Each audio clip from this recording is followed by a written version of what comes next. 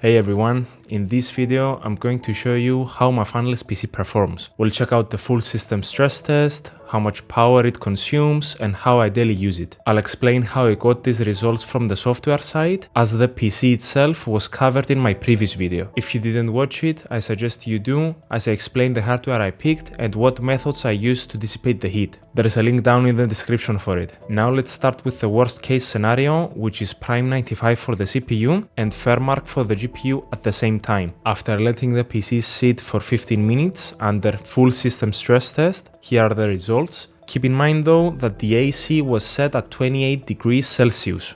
As you can see, it's pretty good for a completely passive PC. The CPU hit 92 degrees and was using nearly 70 watts of power, which is decent. The GPU averaged 90 degrees and peaked at 105 degrees on the hotspot. However, keep in mind that the GPU was drawing nearly 140 watts, while the cooling block is only rated for 95 watts. RAM reached 58 degrees and both SSDs were at 60 and 63 degrees, which is fine given that everything in the case was generating the maximum heat possible. None were bad results and everything was working as intended, except for the GPU that was thermal throttling after 9 minutes, but that was expected with the 75 watt rated cooling block. The case was hot to the touch, which meant it was doing its job well. I know the temperature results might be too high for some, but you have to remember that I don't use the PC like this. This is a worst case scenario to see how far I can push the hardware inside. If I added fans running at their lowest speed, the results would have been at least 10 degrees lower. Stay tuned to the video because I have actually tried that and I'll share the results here.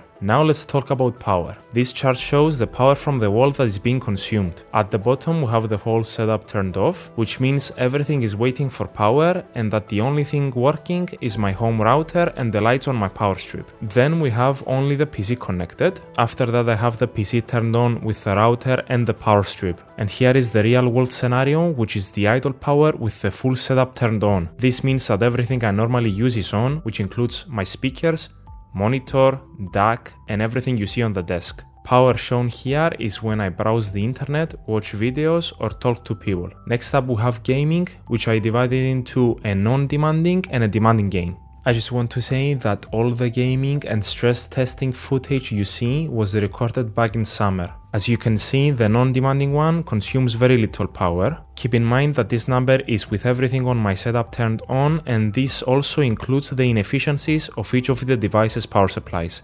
The non-demanding game used here was Left 4 Dead 2, which was released back in 2009. The graphics card is barely doing anything to render the game, and that's why the power is so low. On the other hand, the demanding game was Warhammer 40k Darktide, which was released in 2022. This one is very difficult to render because of the scene complexity and huge hordes of enemies.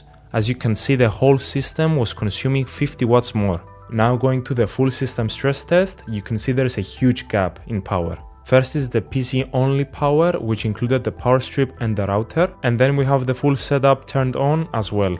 I have to say that the small 250 watt power supply from HDPlex proved itself to be very reliable in this situation, even though it was at peak capacity and fanless. This is only to test the limits of the fanless concept. When I'm multitasking or watching videos, this is what I see in power draw from the wall. Gaming is a part of this build, so I'm going to show you the graphics settings I use and the performance of each of the games I play. This is something more realistic and represents the actual use case of the PC. Let's start with Age of Empires 4. I'll first show the graphics settings I use for the game. With these settings the game looks good to me and I don't mind giving up some visuals for better efficiency. You'll notice the GPU stays below 60 watts and the CPU hovers around 15 to 20 watts of power. The GPU always stays below 75 degrees on the hotspot and the CPU is consistently around 55 to 60 degrees. Frame rate was capped at 40 FPS to maximize efficiency, and I also find it to be enough for this type of game. Next game is Call of Duty Modern Warfare 2. These are the graphics settings I use. I'm using my native resolution this time, which is 3440 by 1440 with DLSS set on performance. The game is locked to 60 FPS and as you can see, it's a bit more demanding on the CPU.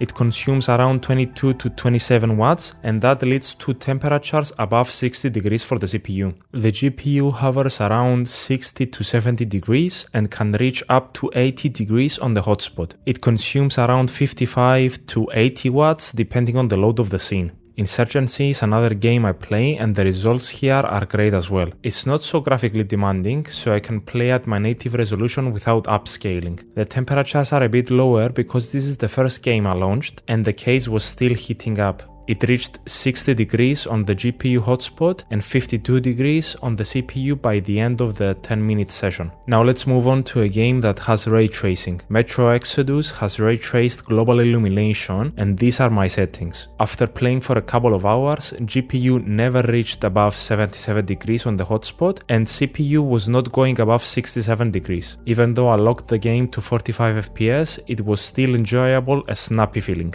As you can see, the PC can handle all my use cases very well, and I appreciate that it doesn't produce any noise. Now let me explain how I got these results. Most of the work was done by undervolting and underclocking. I know that adjusting voltages and clocks to find the optimal range can take a lot of time, so I used an easier, more time efficient and stable method to do this, and that is to just disable turbo boost for the CPU. This locks the CPU to only use the base clock, and since recent Intel CPUs are tuned for high clocks, this makes them draw much less voltage.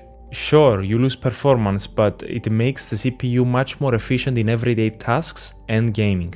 I ended up disabling hyperthreading as well, as the processor already has enough cores to handle everything. Hyperthreading adds additional complexity to the CPU, and with that it increases power consumption as well. The difference is very small in power consumption, and because the i5-13600K has 8 efficiency cores, hyperthreading becomes almost unnecessary. I didn't use any XMP profiles on the RAM because those raise the voltage of the sticks, resulting in higher power consumption. Sometimes the system might become unstable if you're using an aggressively tuned RAM kit. I ended up setting the RAM to 4600 mega transfers as it was the most stable for me. For the GPU, I used MSI Afterburner to downclock and undervolt. After a lot of testing, I settled on 768 millivolts and 1365 MHz frequency, as it was 100% stable with ray tracing as well. I tried going down to 1100 MHz and 700 millivolts, but it was causing driver crashes, which meant that it wasn't fully stable.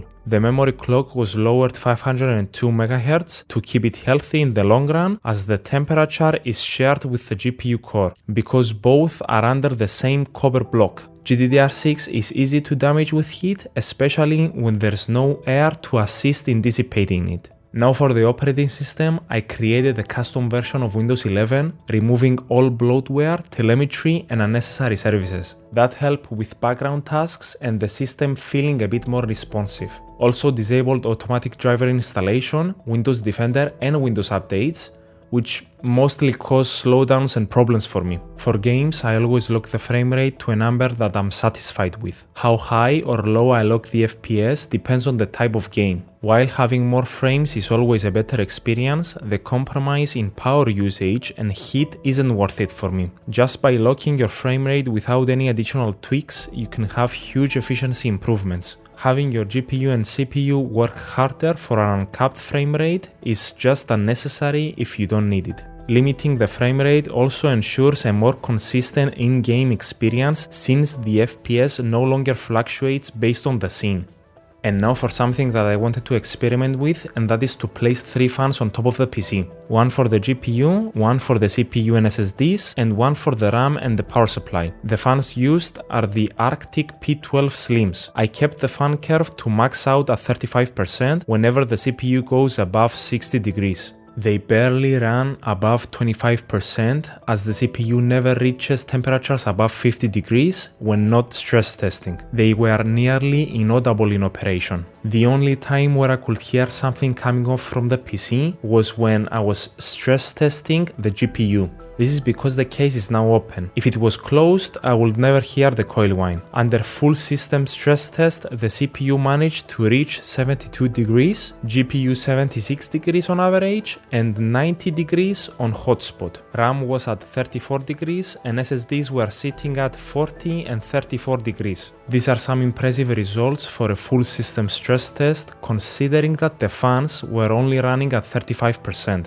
I also played some games on it to show how are the thermals like. I launched Insurgency Sandstorm, but this time with high settings so that I could stress the system further. As you can see, the CPU is hovering around 45 degrees and the GPU is averaging 47 with a hotspot of 55 degrees. FPS are locked at 60 to maximize efficiency. Next up, I wanted to show the easiest running game I have, which is Left 4 Dead 2. All settings maxed out, MSAA ×2 and mods installed. CPU was hovering around 45 degrees and the GPU was averaging 39 with a hotspot of 46 degrees by the end of the session. FPS are again locked at 60 to maximize efficiency. Even more impressive is the whole setup power consumption, which is just 142 watts from the wall. As you can see, the fan results are impressive and it's making me consider building a fully open-air PC, but that's something I will do later down the line. Now let's move on to what people asked me about my previous video. I only chose the most interesting questions, which I didn't cover in the video itself. First question I got was why I built such a PC when I could get away with a cheaper build that has more performance and lower temperatures with air. First, I want to say that this person is right. I mean, I could have built a better PC with less money and better temperatures with air cooling. Honestly, what really drew me in was the idea of utilizing the whole case as cooling, while also saving space and optimizing for efficiency. Given my performance requirements, I wanted to experiment with the fanless concept and see what I could do with it. Also, I've always wanted a build like this. And honestly, if you want something that is budget and near silent, you could always go with an open-air PC case. Second question was if the 250 watt power supply would be enough. Yes, it's enough, but only with the tweaks I've done to the CPU and GPU. Meaning the CPU now maxes out at 65 watts and GPU at 145 watts. Adding these numbers together, we get almost 210 watts. That's close, but remember that's an edge case and will never be a real-world scenario. Most of the time, CPU and GPU consume about 120 watts together. And if we add the rest of the components in that, like the SSDs, motherboard, etc., it will be approximately a bit more than half of what the power supply can output.